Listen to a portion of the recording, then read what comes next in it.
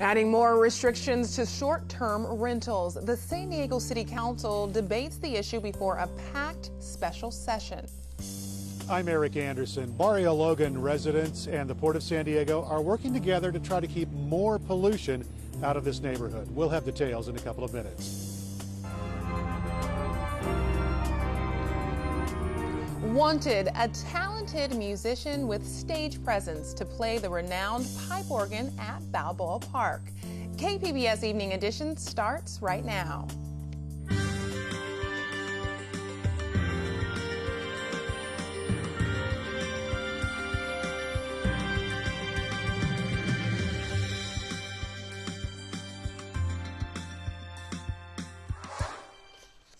Good evening and thanks for joining us. I'm Ebony Monet. A proposal to prohibit short-term vacation rentals in single-family neighborhoods in San Diego has been defeated by the City Council. KPBS reporter Andrew Bowen has the story. Well, there were some 300 speakers giving 5 hours of public testimony at the council hearing today, and things were heated on both sides. Many homeowners from coastal neighborhoods say Airbnb rentals are taking over their communities and destroying neighborhood character. Other Airbnb hosts said they depend on short-term renters to survive, and that they shouldn't be punished for the bad actions of a few disruptive guests. City Attorney Jan Goldsmith seemed frustrated by the hasty nature of the meeting. You know, a little bit of policy direction would be helpful. I don't think this is a hearing, in my personal opinion, where the council is ready to adopt something and move forward and go forward. I think there's a lot of thought that needs to be going into it. Council President Sherry Leitner had called the special meeting. She said her proposal was a minor change to clarify existing city code, but opponents said that amounted to a de facto ban on all short-term rentals. And it has been made very clear by the testimony today, they have had negative impacts on neighborhood quality of life. If done correctly, there ought to be a way to strike a balance that clarifies the rules while minimizing impacts on our neighborhood. That, again, is not what is before us today. The issue of short-term vacation rentals is not going away. Ultimately, the council voted to take some more time in crafting a new ordinance regulating the market. Next month, 3 new city council members and a new city attorney will take office, and they're the ones who are going to decide how those regulations will look. Andrew Bowen, KPBS News.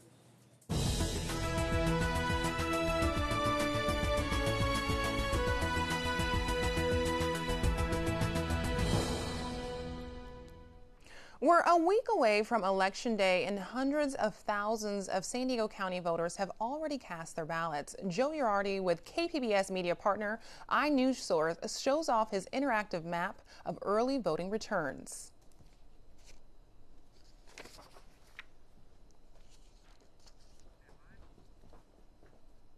Today was the last day for San Diego County voters to request an early mail-in or absentee ballot. So far, the Registrar of Voters has sent out about 1.1 million absentee ballots to voters. That's a record. Of those, about 335,000 have been returned. That's about a 30% return rate. Now, what we at iNewsSource decided to do was build a map that shows the return rate in every precinct in the county. So as you can see, there are 1,925 precincts in the entire county of San Diego that are accepting early ballots. You can zoom in on any one of them, click on it, and up will come a little info box letting you know the number of the precinct, its name, and the percentage of ballots that have been returned from it. You can also see the partisan makeup of the district. Something else that we're really proud of that we think is really cool is that you can also enter any address you want, maybe your home address, and see how that precinct is voting. So let's type in 5200 Campanile, where KPBS and iNewsSource are based, and up pops the Montezuma precinct. It looks like we've only returned about 5% of the ballots we've received so far. That's probably not that surprising. We are located on the campus of San Diego State University, and college students aren't necessarily known for their civic engagement or dedication to voting necessarily. We're getting new numbers every day from the Registrar of Voters, and we're going to be updating this map every day between now and Election Day, November 8th. So you're going to want to head to iNewsSource.org every day to see the latest returns in your precinct. For those not voting by mail, advocates are reminding them that they can take time off work to vote. State law requires employers to give their employees up to 2 hours off from work in order to vote. And if you're an employee that wants to seek that time off, you just need to give your employer notice. They need a couple business days notice. And those 2 hours for voting are paid hours off. The prospect of Arizona turning blue has become more of a reality as Donald Trump loses support within his party. But historically, getting the state's sizable Hispanic population to the polls hasn't been easy. AP reporter Brian Skoloff has the story. This is our endorsement sent back to us by an angry reader who was basically telling us goodbye. The Arizona Republic had never endorsed a Democrat for president since it began publication in 1890. Until now. The state's largest newspaper broke with tradition in a dramatic way, throwing its support behind Hillary Clinton. We believe character matters, and the way Trump has conducted this campaign has told us that he doesn't have any respect for the office of the president. I'd like to punch him in the face, I'll tell you. The endorsement is reflective of an unusual shift in Arizona politics. I will seek the Republican presidential nomination. The staunchly Republican state that voted for Barry Goldwater in 1964 could go blue this election. The last time was in 1996 for Bill Clinton. Before that, Harry Truman in 1948. Arizona is becoming more diverse in many ways, but more important than that, the diversity is feeling efficacious. It's beginning to understand that it has a voice and that the state is not lopsided in one direction or the other, that they can have an impact. One big factor, Donald Trump's offensive remarks about Mexicans and his calls for building a wall along the border. We're building the wall, folks. We're building the wall. Has angered many in the state's growing Latino population. Folks are excited to be able to cast their votes to vote against the anti-immigrant Donald Trump. But Latino turnout at the polls has been historically low. Clinton would need a much more robust showing to win the state, recently dispatching her daughter and First Lady Michelle Obama to help boost numbers. And volunteers have redoubled their efforts in the closing stretch. Every voter that sits down in this election is another vote for Trump, and we cannot have that. GOP strategist Chuck Coughlin says Trump does face a tough race in Arizona because of the anxiety he has created among some voters. Particularly younger voters will migrate towards at least the opportunity or inkling of hope. He says other GOP candidates running for office, including longtime Senator John McCain, should win.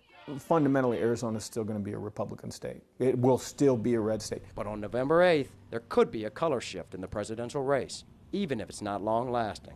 Brian Skoloff, Associated Press, Phoenix. Selfies at the ballot box. The ACLU is challenging California's ban on the self-indulgent craze. In a suit, the ACLU argues sharing ballot selfies falls under protected free speech. California lawmakers have repealed and amended the ballot selfie ban, but the new law allowing them won't go into effect until after this election. The U.S. State District Court is set to review the case tomorrow in San Francisco. California voters are being asked to weigh in on an estimated $90 billion temporary tax extension this year. Some taxpayer advocates say Proposition 55 is a dupe. From Sacramento, Jonathan Underland reports. In 2012, voters passed a 6-year income tax increase on Californians earning $250,000 or more per year. The change came at a time where the legislature was slashing education funding in the wake of the 2008 recession. Well, it was sponsored by Governor Jerry Brown because he found a big hole in the state budget awaiting him when he got into office in 2011. Now Californians are deciding on a similar measure called Proposition 55. If passed, it would extend the current increased tax rate on Californians in that higher income bracket for another 12 years. Proponents of the measure say it's not a tax increase. Those higher income tax brackets are already paying a tax, so this really doesn't raise taxes. Whenever any politician talks about a temporary tax, you can assume that they're being untruthful. California voters have less than a week to make a decision on this measure and 16 other statewide ballot initiatives. From the state capitol, Jonathan Underland reporting. Yes on Proposition 67 would ban disposable plastic bags in California and allow stores to sell reusable ones. KCET's Val Zavala explains Prop 67. Prop 67 in 1 minute, the ban on plastic bags. 2 years ago, the California legislature passed a law to phase out those plastic grocery bags we're all so familiar with.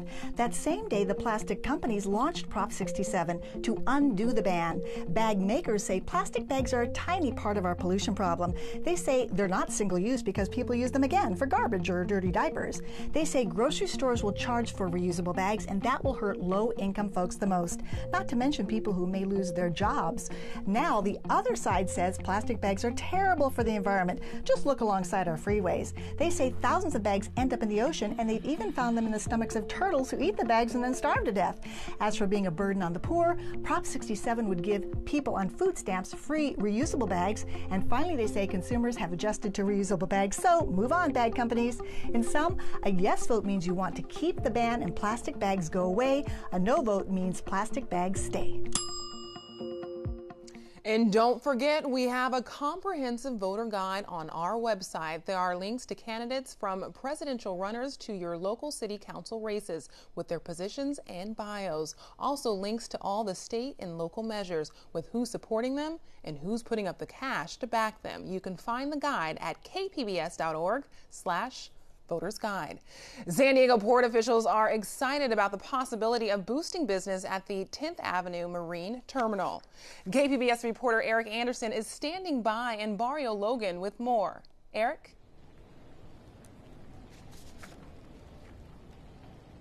And we are here in Barrio Logan. The port terminal is not very far from here, and it would be redesigned to increase business, as you just heard. But the residents who live in this neighborhood are concerned about the impact on their neighborhood.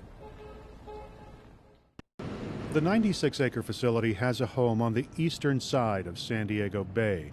The downtown San Diego skyline is nearby. Barrio Logan is just outside the gate. Joel Valenzuela manages the cargo facility. A ship comes in, they either load or unload cargo, and then that cargo is delivered to its final destination. On this day, a cargo ship is using one of the terminal's 8 berths to bring in fresh fruit. The product is lifted off the tethered vessel, then moved around a long warehouse to Dole's 300,000 square foot refrigerated facility. There, the cargo is processed and stored until trucks take it to market. We are a specialty port, which means we don't process containerized cargoes in large volumes like the big ports of LA, Long Beach, and Oakland. We process things that are not in containers. But Valenzuela thinks the port can do more. He's standing in front of one of 2 long warehouses that used to store cotton and animal skins. The buildings crowd the pier and have outlived their usefulness. Valenzuela says tear them down and the terminal gets a lot more open space. Port President and CEO Randa Caniglia says the warehouses get in the way.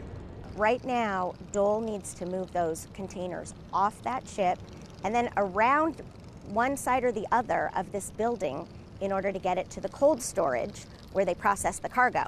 So if the building were gone, they'd have a direct shot and be able to conduct their operations faster. And in the shipping industry, time is money. Opening up space and making the stops more efficient could boost the amount of cargo moving through the 10th Avenue terminal. There's hope the renovation could quadruple deliveries over time, and that means a lot more money for the port. Increasing the throughput, which creates more jobs and more economic impact for the region. But increasing the amount of cargo coming through the 10th Avenue terminal is also increasing the amount of truck traffic moving in and out of the facility. Barrio Logan resident Eric Ortega says that means more pollution in his neighborhood. We expected more traffic, more pollution, and it's hard to find a way to not to stop, but to let know the people they don't know Barrio Logan, the way we live here, and how are people getting sick. Ortega and his wife Alexia currently live in a modest home just a half block away from Cesar Chavez Parkway. They were fixing breakfast on a recent morning before discussing their concerns. Alexia Ortega says the neighborhood already suffers from pollution generated at the port and other industrial sites. I have a lungs like if I've been smoking all my life. Ortega says there was one point where she got so sick from pollution that it took 6 months of medical care for her congested lungs to recover. Finally, I had my lungs clean, but They told me when I'm going to be old, I'm going to be carrying that oxygen because the issue that I have on my health. That's not the future she wants for her teenage son, who shares their Barrio Logan home. God bless you. Love you. Community activists have reached out to the port to make sure the 10th Avenue Marine Terminal modernization will include protection for area residents. Joy Williams works for the Environmental Health Coalition. She says the port is working with the community to mitigate the impact. We're talking about adding additional pollution to a community that's already impacted and already at high risk. Williams is hopeful the port will come up with a solution that allows for the expansion without any serious environmental impacts. She says there are easy things like rerouting truck traffic, and there are long-term solutions that will control or even reduce pollution at the terminal. Where we see terminals going into the future is increasingly electrified and away from diesel. And that's, a good trend, and we're pushing our port to go further and faster in that direction. Discussions are still underway on the renovation project's final details, including any environmental mitigation. Once officials feel they have a plan that meets their needs and the community's, the port will put the item on their agenda. The port is expected to put that up for a vote sometime before the end of the year. Live in Barrio Logan, Eric Anderson, KPBS News. California's DMV is still struggling to get to 100% after a widespread computer outage which caused gridlock starting last week. At its peak, more than 100 offices were impacted. Today, operations at a site in Oceanside and another in Orange County were still hampered. Some of the affected locations can't process driver's licenses or register vehicles. Online services, though, are still available. Governor California is open for enrollment. State residents can sign up as of today for the state's Affordable Care Act insurance. Federal law requires all Americans to purchase health coverage, but officials say 2.5 million Californians remain uninsured. Governor California officials say now is the best time to sign up. It's that one time a year when a health insurance company can't turn you away because you have a health condition. It's that one time a year when, if your circumstances don't change, you can get a subsidy that can really make health care in reach. Experts predict a 13% rate increase this year in the state. Nationally, the rate is expected to go up 22%. The open enrollment period closes early next year. Those who fail to get covered face fines of up to $2,000.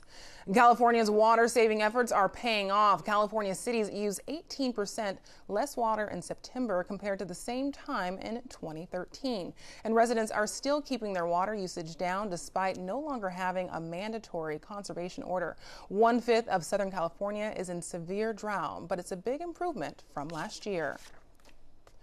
Winter is coming, and Southern California ski resorts are gearing up for what they hope will be a busy season. Mountain High has already fired up its snow machines. The artificial snow can cover 80% of the resort's terrain. Resort officials say the park operates from mid-November to mid-April. Well, it looks like no more rain in sight for the rest of this week here in San Diego. Shanae Shocker has your forecast. Well, it is that time of year when those Pacific storms really do begin to push on shore. So that's what we're seeing on the satellite for today. We have some snow in the mountains and towards central and northern California. However, here in San Diego County, we're seeing just a little bit of cloud cover often around our area. So for this evening, we'll keep the clouds 57 degrees for your nighttime low. It's definitely starting to cool off towards those evenings. Take a look around the county. Out in Oceanside, 45 degrees, Ramona, 40 degrees, Borrego Springs, 53, and take a look at Mecca. They're even getting into the 50s as well. Mount Laguna down into the 30s, 38 degrees. Mostly clear skies for this evening. Now, as we head into our Wednesday, high pressure will prevail. We have a ridge of high pressure pushing across the parts of California and even into Nevada. So there's a big bout of drier air. Off to our east, there is a low pressure system that's going to stall over the Four Corners, but that's mostly likely going to keep the rain chances out towards New Mexico and even parts of western Texas. So for us here, going to stay dry, and it's going to continue to be that way as well. We have a big area of high pressure. That low pressure is still bringing some storms out near Texas, the Four Corners region. But here in San Diego County, mostly warmer conditions and definitely drier as well. Take a look at your extended forecast. The sun will be shining for the most part along the coastal regions, mostly sunny for the entire week and into your weekend. We're looking at temperatures in the mid-70s across the board. And your overnight lows will slowly build back into the low 50s. However, they're still going to be cold for your Wednesday and Thursday as well. Going to need a jacket as you head out for your evening activities.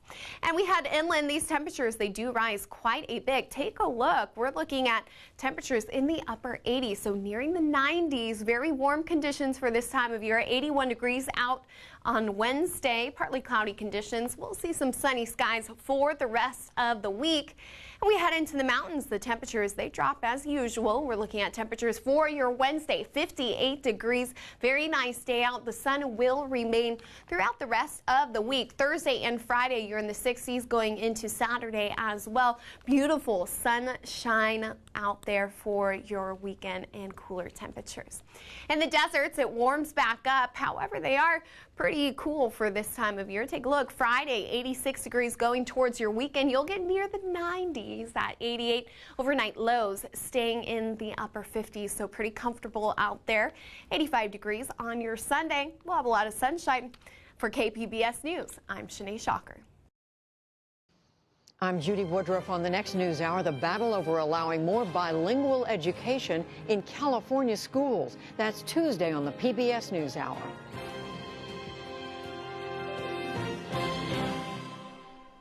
Wanted, an organist who can play the world's largest outdoor pipe organ with a musical repertoire that spans Bach to David Bowie. The city of San Diego is looking to fill its civic organist position. KPBS reporter Claire Tragesser has more on the job no other U.S. city has.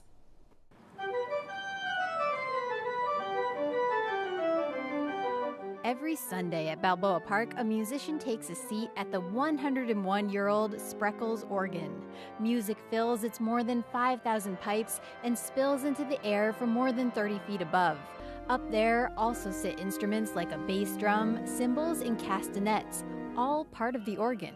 It isn't any old pipe organ, and the person playing it can't be any old organist. And one of the things I'm going to be looking for in candidates is that they do things, they have a personality on stage, both musically and personally. Jack Lasher is the president of the Spreckels Organ Society. He's looking for an organist who can command the unique venue. It's easy for organ music to fill a church, but this organ sits in a wide-open public park. We get people on Sunday afternoons that are just walking through the park, or they're on a guided tour, and they didn't even know there was an organ there. And so they hear the organ, they come in, and then it's important that the organist be able to keep them there. One way to do that is by playing a variety of music, not church music, which many organists know, and not just classical pieces either. Case in point, outgoing civic organist Carol Williams played hour-plus tributes to David Bowie.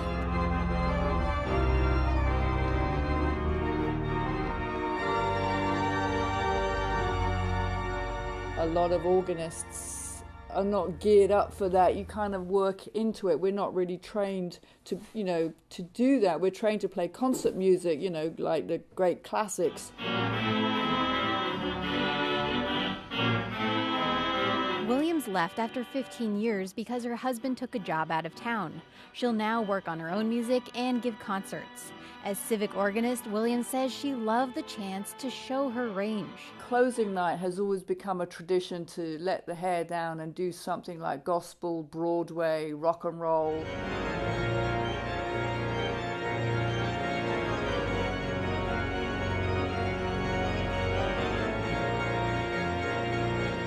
Including her version of Phantom of the Opera.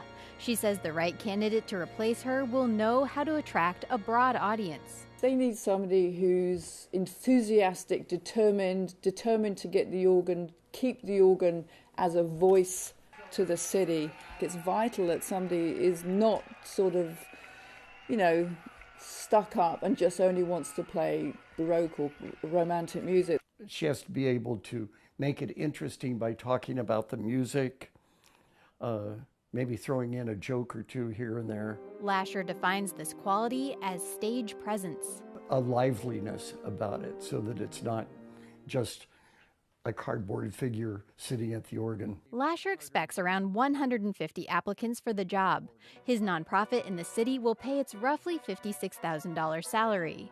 They'll post the job in the American Organist magazine. Yes, it exists. Then the committee will bring 5 applicants to audition in Spreckels. While Lasher is mourning the loss of Williams, she brings a glamour, if you will, to the stage, and she knows how to talk to the audience. And her British accent doesn't hurt anything. He's excited to hear a new voice coming from the city's organ pipes, hopefully for many more years to come. It says a lot about San Diego in that they have kept it going, and so it shows that there's an importance. Claire Tregesser, KPBS News. You can find tonight's stories on our website, kpbs.org/evening edition. Thanks for joining us. Have a great night.